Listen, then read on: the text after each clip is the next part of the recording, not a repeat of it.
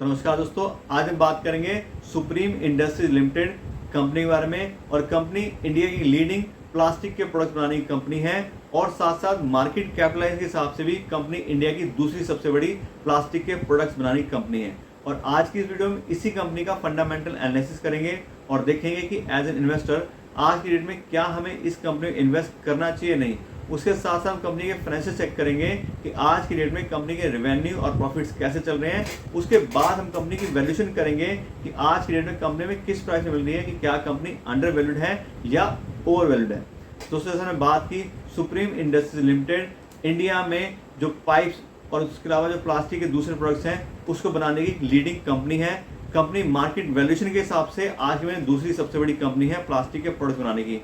और कंपनी बहुत सारे अलग अलग टाइप के प्रोडक्ट्स बनाती है, हाउस होल्ड से लेके इंडस्ट्रियल प्रोडक्ट्स बहुत अच्छे से कंपनी के मार्केट पोजीशन कंपनी होल्ड करती है। अगर हम बात करें कंपनी के मेन प्रोडक्ट कैटेगरीज की, तो कंपनी मेनली प्लास्टिक के पाइपिंग सिस्टम बनाती है, जो प्लम्बिंग के जो पाइप्स होते हैं वो, उसके अलावा ड्रेनेज के पाइप। फिर कंपनी क्रॉस लैमिनेटेड फिल्म बनाती है और उससे रिलेटेड प्रोडक्ट्स भी बनाती है। साथ साथ कंपनी मोल्डेड फर्नीचर्स बनाती है और आपने नाम भी सुना होगा, सुप्रीम की जो चेयर्स और उसके जो फर्नीचर्स आते हैं वो भी काफ़ी अच्छा ब्रांड है और काफ़ी नोन ब्रांड है अपने सेगमेंट के अंदर। उसके अलावा company storage and material handling के प्रोडक्ट्स बनाती है। साथ साथ कंपनी कंपोजिट के एलपीजी सिलेंडर्स भी बनाती है, जो कि अब नए आए हैं और लोहे के सिलेंडर की जगह अब एलपीजी जो सिलेंडर्स हैं वो प्लास्टिक के मोल्डिंग के अंदर बनने शुरू हो गए हैं और उसको भी धीरे धीरे मार्केट में उतारना इन कंपनी ने शुरू कर दिया है।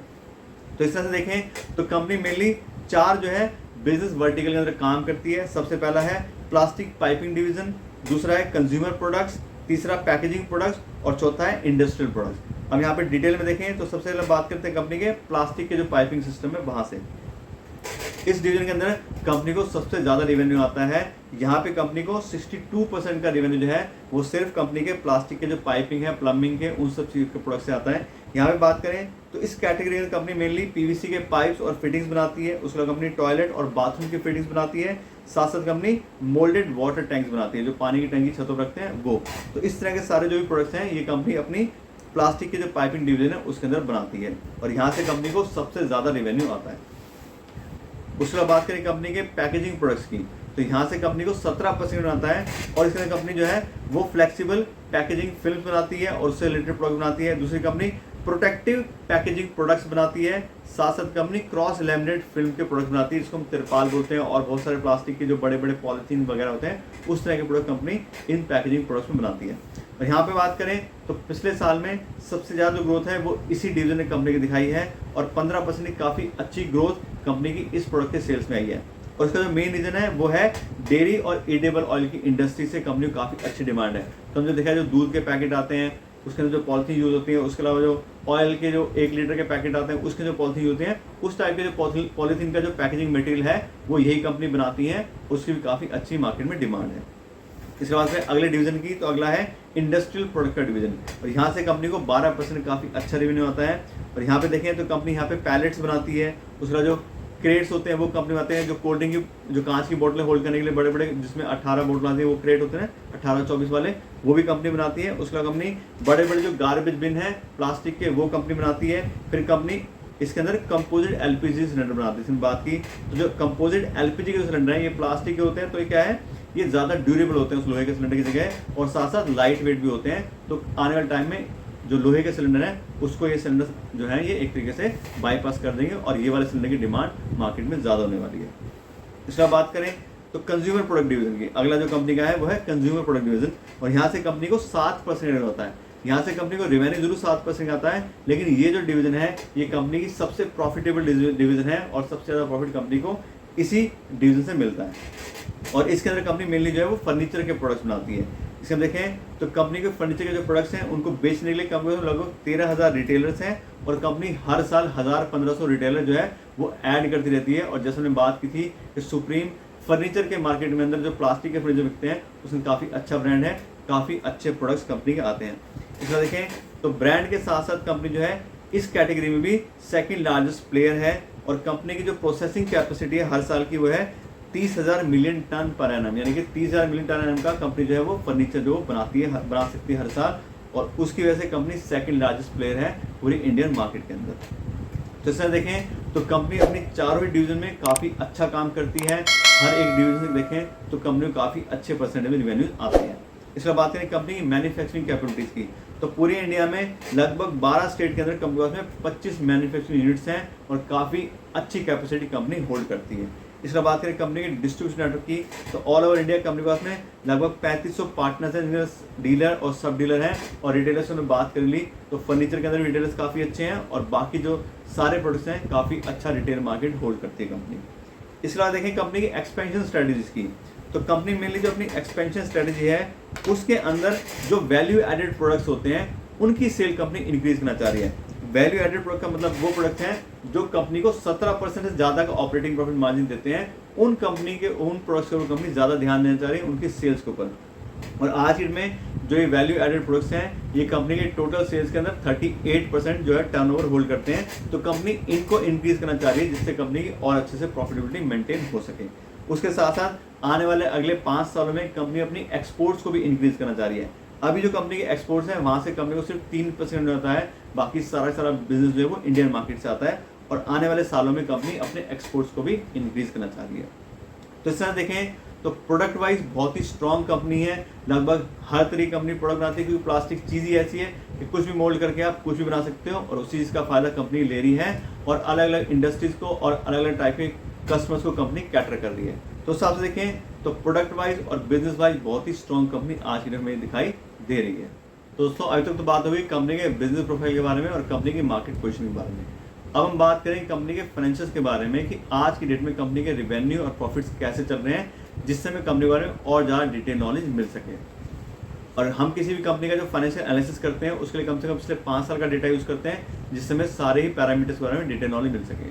और यहाँ पे पिछले 5 साल का हम डेटा कंपनी का चेक करें तो सबसे पहला पैरामीटर चेक करते हैं सेल्स या रिवेन्यू, जिससे हमें कंपनी ग्रोथ के बारे में पता सकते हैं कि साल दर साल कंपनी के अंदर रिवेन्यू ग्रोथ हो रही है या नहीं हो रही है। और यहाँ पे देखें तो 2018 में कंपनी के जो रिवेन्यू थे वो थे 4,900 करोड़ के आसपास और अब 2022 में बढ़ के 7,700 करोड़ के आसपास हो गए हैं। तो काफ़ी अच्छा साइन है और हर साल कंपनी के जो रिवेन्यू हैं वो लगभग हर साल इंक्रीज हुए हैं।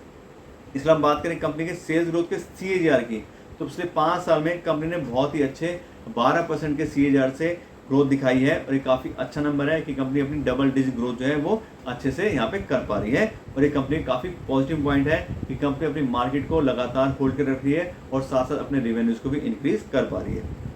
इसके बाद बात करें अगले हमारे पैरामीटर की, तो अगला हमारा पैरामीटर है ऑपरेटिंग प्रॉफिट मार्जिन। और यहाँ पे देखें तो पिछले 5 साल से काफ़ी healthy company operating profit margin maintain कर पा रही है, 14% का, 15% का और 2021 में 20% का। काफ़ी अच्छा कंपनी ने ऑपरेटिंग प्रॉफिट मार्जिन मेंटेन किया है। और हम इसको कंपेयर करें इंडस्ट्री के ऑपरेटिंग प्रॉफिट मार्जिन से, जो बाकी प्लेयर्स इस इंडस्ट्री में काम करते हैं, तो उस हिसाब से काफ़ी अच्छा ही ऑपरेटिंग प्रॉफिट मार्जिन है। लोग तो सिर्फ 10% और 9% में काम कर रहे हैं, लेकिन इस कंपनी देखें तो 15 से 20% की काफ़ी अच्छी operating profit margin company hold करती है। और इससे हमें यही पता लगता है कि जो इतने अच्छे ऑपरेटिंग प्रॉफिट मार्जिन है, इसका मतलब क्या है कि कंपनी अपने रॉ मटेरियल को काफ़ी अच्छे से खरीदती है, साथ साथ जो भी उसकी प्रोडक्शन कॉस्ट है उसको काफ़ी अच्छे से मैनेज करती है और साथ साथ कंपनी के एडवर्टीजमेंट के ओवरहेड एक्सपेंसेस जो भी हैं उनको काफ़ी अच्छे से मैनेज कर पा रही है। इसलिए सब चीज़ें कुल मिला के कंपनी को इतने अच्छे ऑपरेटिंग प्रॉफिट यहाँ पे मिल रहे हैं। इसलिए बात करें अगले पैरामीटर की, तो अगला हमारा पैरामीटर है नेट प्रॉफिट। और यहाँ पे देखें तो नेट प्रॉफिट भी साल दर साल इंक्रीज हुआ है। 432 करोड़ रुपये का नेट प्रॉफिट था 2018 के अंदर और अब बात करें तो 968 करोड़ रुपये का 2022 में कंपनी का बहुत ही अच्छा नेट प्रॉफिट आया है। तो लगभग 400 से 900 यानी कि डबल से ज़्यादा कंपनी ने पिछले 5 साल में अपना प्रॉफिट इंक्रीज कर दिया है। और यहाँ पे भी देखें कंपनी की प्रॉफिट ग्रोथ की CAGR, तो कंपनी ने 18% के CAGR से जो है अपना प्रॉफिट इंक्रीज किया है और ये भी बहुत ही अच्छा नंबर है। इससे भी हमें यही पता लगता है कि कंपनी जो ग्रोथ है वो रिवेन्यू के साथ साथ अपने प्रॉफिट में भी उसको कन्वर्ट कर पा रही है, यानी कंपनी टॉप लाइन से लेकर बॉटम लाइन तक सारे ही पैरामीटर में ग्रो कर रही है और ये काफ़ी स्ट्रॉन्ग पॉइंट है कंपनी का। इसलिए बात करें अगले पैरामीटर की, तो अगला हमारा पैरामीटर है डिविडेंड पे आउट परसेंटेज।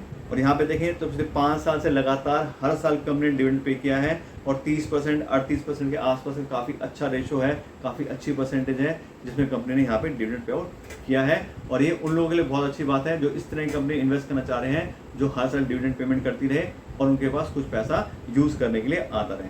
इसके बाद बात करें अगले पैरामीटर की, तो अगला हमारा पैरामीटर है डेट बाय इक्विटी रेशो, और डेट बाय इक्विटी रेशो में ये पता लगता है कि कंपनी जो भी बिजनेस कर रही है उसमें अपना कितना पैसा इन्वेस्ट किया हुआ है और लोन लेके कितना बिजनेस कर रही है। क्योंकि कोई भी कंपनी अगर ज़्यादा लोन लेती है तो उतना ही ज़्यादा उसको इंटरेस्ट का बर्डन आता है, और कल को अगर कोई कंपनी में प्रॉब्लम आ जाए, टाइमली अपना इंटरेस्ट पेमेंट ना कर पाए या रीपेमेंट ना कर पाए, तो बहुत ज़्यादा कंपनी प्रॉब्लम आ जाती है। तो जो भी हाई डेट वाली कंपनी है उससे हमें बच के रहना चाहिए, वो हाई रिस्क वाली कंपनी होती है। और यहाँ पे देखें सुप्रीम इंडस्ट्रीज का, तो इनका डेट बाय इक्विटी रेशियो है 0.01, यानी कि लगभग 0 के बराबर। कंपनी में कोई डेट है ही नहीं, कंपनी सारा सारा अपना पैसा इन्वेस्ट करके बिजनेस कर रही है। तो उस हिसाब से देखें तो बहुत ही स्ट्रॉन्ग पॉइंट है, कंपनी के ऊपर कोई इंटरेस्ट का बर्डन नहीं आने वाला है जल्दी से, और ना ही कोई रीपेमेंट की प्रॉब्लम कंपनी को आने वाली है। इसके बात करें अगले पैरामीटर की, तो अगला हमारा पैरामीटर है रिटर्न ऑन इक्विटी। और रिटर्न ऑन इक्विटी से हमें ये पता लगता है कि जो भी इन्वेस्टर अपना पैसा कंपनी से इन्वेस्ट करते हैं, कंपनी उनके पैसे पर कितना रिटर्न जनरेट कर पा रही है। और यहाँ पे देखें तो लास्ट ईयर कंपनी का जो रिटर्न इक्विटी आ रहा है वो आ रहा है 27% का, और ये बहुत ही स्ट्रॉन्ग नंबर है, क्योंकि 15% या उससे ज़्यादा किसी भी कंपनी का अगर रिटर्न ऑन इक्विटी होता है तो काफ़ी अच्छी कंपनी बनाता है। इस कंपनी का 27% आ रहा है, तो ये काफ़ी अच्छा नंबर है। इसके अलावा सिर्फ लास्ट ईयर की बात नहीं है, अगर आप पिछले 5 साल का भी एवरेज देखते हैं कंपनी के रिटर्न ऑन इक्विटी का, तो आ रहा है 26% का। तो कंपनी बहुत ही अच्छे मार्जिन अपने इन्वेस्टर के पैसे पे ले पा रही है, और ये भी काफ़ी स्ट्रॉन्ग पॉइंट है। तो इस तरह से हम कंपनी का सारे फाइनेंशियल देखें तो हमने बिल्कुल क्लियरली देख लिया, कंपनी के रेवेन्यू काफ़ी अच्छे से इंक्रीज हो रहे हैं, कंपनी का प्रॉफिट मार्जिन बहुत बढ़िया है, और साथ साथ कंपनी के प्रॉफिट में बहुत अच्छी ग्रोथ आई है, और कंपनी कोई डेट भी होल्ड नहीं करती है, और साथ साथ रिटर्न ऑन इक्विटी काफ़ी स्ट्रॉन्ग है। तो इस तरह देखें तो कुल मिला के बिल्कुल हम क्लियरली कह सकते हैं कंपनी काफ़ी सुपर स्ट्रॉन्ग फाइनेंशियल जो है वो आज की डेट में होल्ड करती है। दोस्तों अभी तक तो बात हो गई कंपनी के फाइनेंशियल के बारे में और कंपनी के बिजनेस प्रोफाइल के बारे में। अब हम बात करें कंपनी की वैल्यूएशन के बारे में कि आज की डेट में कंपनी में किस प्राइस पे मिल रही है, कि क्या कंपनी अंडर वैल्यूड है या ओवर वैल्यूड है। और मैं आपको बता दूं किसी भी कंपनी का वैल्यूएशन करने के लिए मैं यूज करता हूं डिस्काउंटेड कैश फ्लो एनालिसिस, और उसके अंदर कंपनी को फ्री कैश फ्लो कर वैल्यू करते हैं, कंपनी कितना फ्री कैश फ्लो जनरेट कर पा रही है, उसके हिसाब से उसकी कितनी वैल्यू बनती है।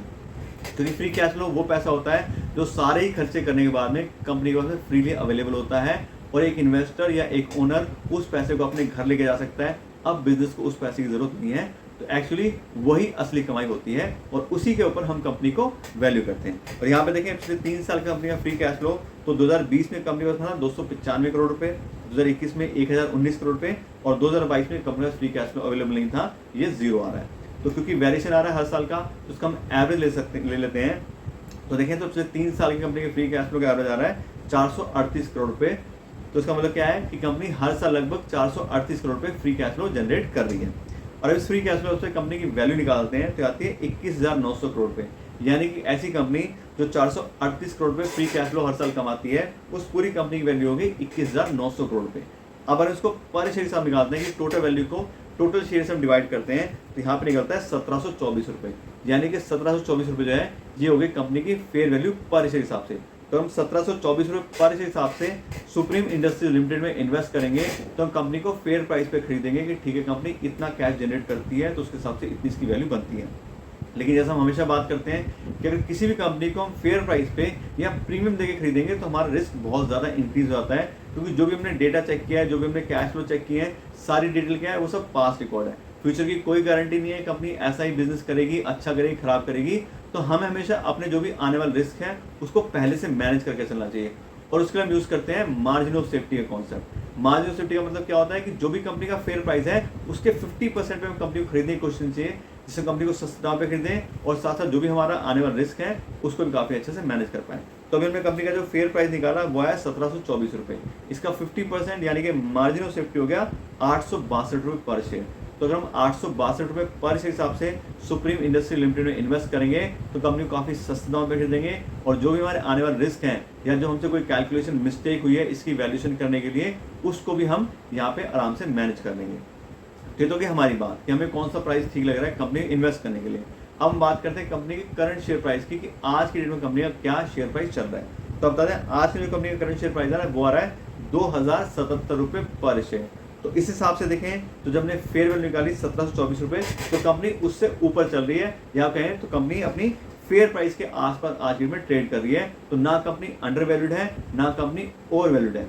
लेकिन अगर आप इस तरह की कंपनी में इंटरेस्ट रखते हैं तो इस कंपनी को हम अपनी वॉच लिस्ट में रख सकते हैं, क्योंकि ये कंपनी क्या है, ये मिड साइज कंपनी है, बहुत ज़्यादा बड़ी कंपनी है। तो मिड साइज कंपनी में काफ़ी ज़्यादा फ्लक्चुएशन होती है प्राइस के अंदर, और जब कंपनी का प्राइस करेक्ट आए तब हम इसमें इन्वेस्ट कर सकते हैं। और अगर आपने ऑलरेडी इस कंपनी में इन्वेस्ट किया हुआ है तो काफ़ी अच्छा प्राइस कंपनी का चल रहा है, आप इसको बिल्कुल होल्ड कर रखिए। आने वाला फ्यूचर भी काफ़ी अच्छा है, क्योंकि प्लास्टिक आज के डेट में एक ऐसा प्रोडक्ट हो गया है जिसके बिना दुनिया लगभग चल ही नहीं सकती है जब तक कोई बहुत ज़्यादा चीज़ें चेंज नहीं होती। अदरवाइज प्लास्टिक के प्रोडक्ट्स की डिमांड हमेशा ही मार्केट में रहने वाली है। तो सबसे देखें, तो अगर नया इन्वेस्टमेंट आप करना चाह रहे हैं तो उसके लिए हमें वेट करना चाहिए, वॉच लिस्ट में रखिए और जब प्राइस ठीक है तब इन्वेस्ट कीजिए। और अगर आपने ऑलरेडी इन्वेस्ट किया है तो उसको होल्ड कर रखिए, काफ़ी अच्छी कंपनी है और आने वाले फ्यूचर में काफ़ी बढ़िया है। तो इस तरह से कंपनी के बारे में आपको डिटेल नॉलेज दे दी है। आशा करते हैं आपको वीडियो अच्छी लगी होगी। अगर आपको वीडियो अच्छी लगी हो तो उसको लाइक और शेयर जरूर कीजिएगा और मेरे चैनल को सब्सक्राइब कर लीजिएगा। Thank you so much.